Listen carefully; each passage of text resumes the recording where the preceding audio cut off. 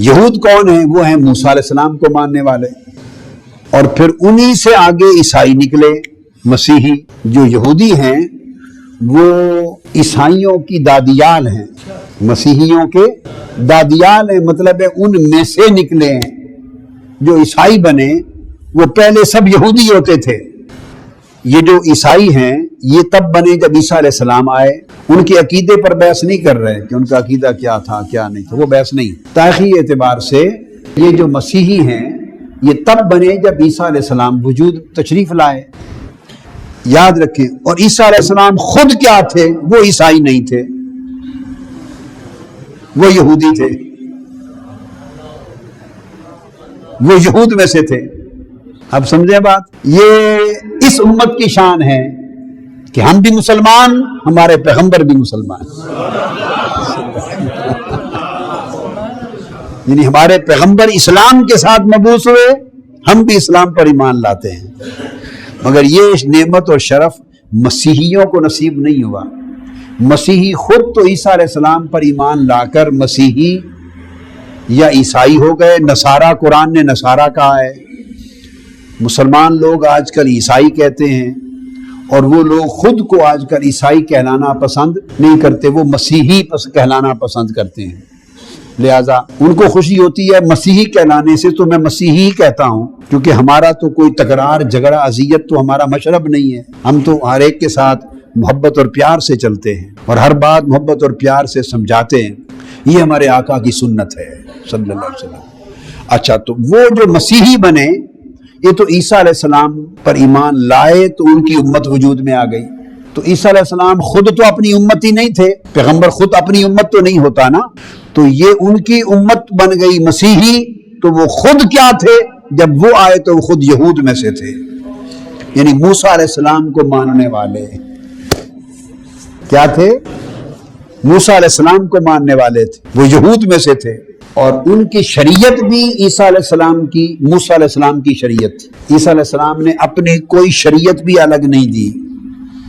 کیا انجیل میں شریعت کے احکام نہیں ہیں؟ یاد رکھ لیں، انجیل میں احکام شریعت نہیں ہے۔ تو انجیل کے اندر احکام شریعت الگ سے نازل ہی نہیں ہوئے۔ تو کون سی شریعت چلی آ رہی تھی؟ شریعت موسوی، شریعت موسوی، سیدنا موسیٰ علیہ السلام کی شریعت۔ اور عیسیٰ علیہ السلام خود سیدنا موسیٰ علیہ السلام ہی کی شریعت کے متبع تھے، اتباع کرنے والے تھے۔ تو چونکہ موسیٰ علیہ السلام کی امت کو یہود کہتے ہیں، تو میں نے اس تاریخی تناظر اور تاریخی نسبت میں وہ نام آپ کو سمجھانے کے لیے کہہ دیا کہ وہ یہود میں سے تھے، یعنی امت موسوی میں سے تھے، معنی یہ ہے۔ اور انہی کی شریعت عیسیٰ علیہ السلام کے پاس تھی۔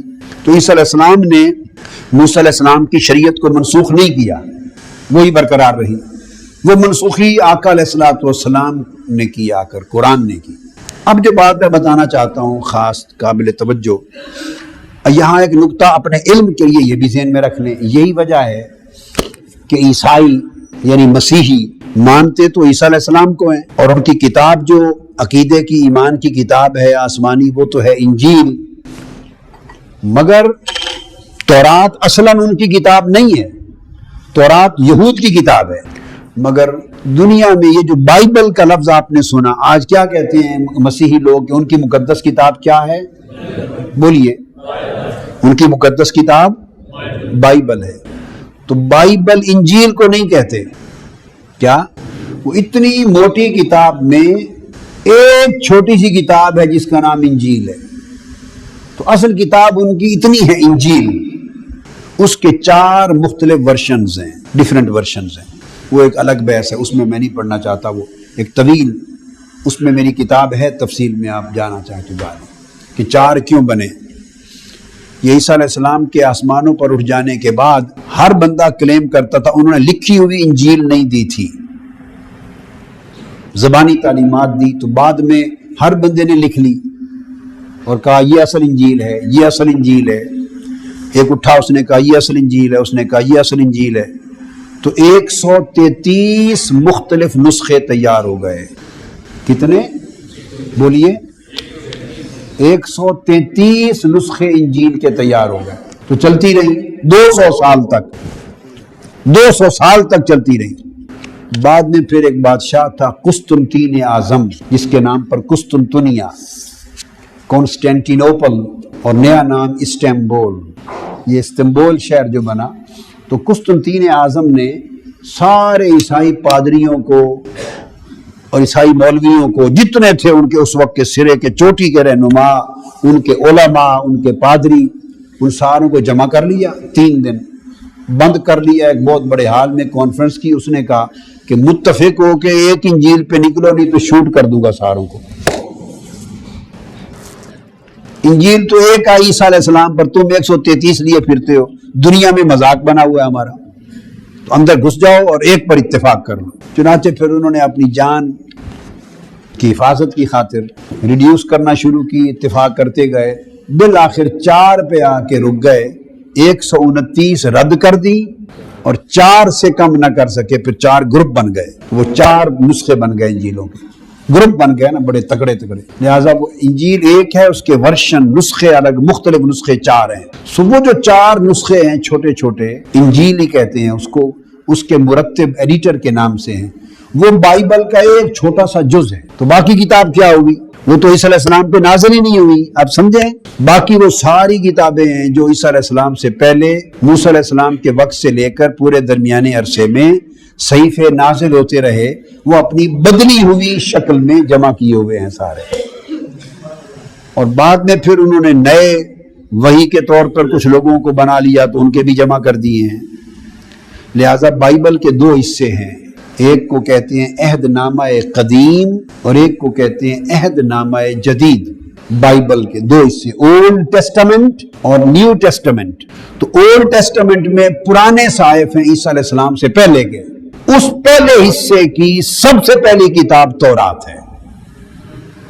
उस तौरात के पहले हिस्से की सबसे पहली किताब का नाम क्या है? तौरात। उसको पेंटाट्यूक कहते हैं। उसमें शरीयत के अहकाम उतरे थे मूसा अलैहिस्सलाम पर, जो तूर पर, तो उन्होंने उसको बकायदा बाइबल का हिस्सा बना रखा है और बाइबल की बिगिनिंग वहां से होती है।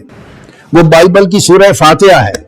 तौरात बाइबल की सूरह फातिहा है, वहां से आगाज होता है। फिर उसके बाद बाकी सहीफे हैं, दाऊद अलैहिस्सलाम का, सुलेमान अलैहिस्सलाम का, सबके दुरुस्त हैं, गलत हैं, असल हैं, बदले हुए हैं, बदली हुई हालत है, तहरीफ है, मगर उन्होंने जमा कर रखे।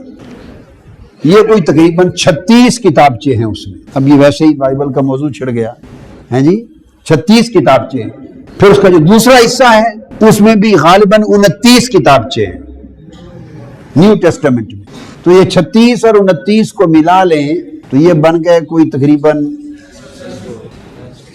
65 के करीब किताबचे हैं मुख्तलिफ लोगों के, जिनमें से एक किताबचा सिर्फ सैयदना ईसा अलैहिस्सलाम का, और उसके 4 वर्शंस हैं। 4 किताबचे कर लें। 65 में से 4 किताबचे वो हैं जो ईसा अलैहिस्सलाम पे नाजिल हुए, और 61 किताबचे वो हैं जो उनके अलावा औरों पर नाजिल हुए, दुरुस्त या गलत, जैसा कि वो कहते हैं। ये बाइबल है। तो मैंने आपको बैकग्राउंड बता दी। तो इसका मतलब ये हुआ कि इल्मी एतबार से और शरई एतबार से मसीहियत यहूदियत का हिस्सा है। मसीहियत यहूदियत का हिस्सा है। ये इनका एक जमाने में इनकी आपस में जंगें बहुत रही हैं, मगर बुनियादी असल के एतबार से ये एक हैं। सो आज भी एक हैं, मुसलमानों के खिलाफ आज भी एक है।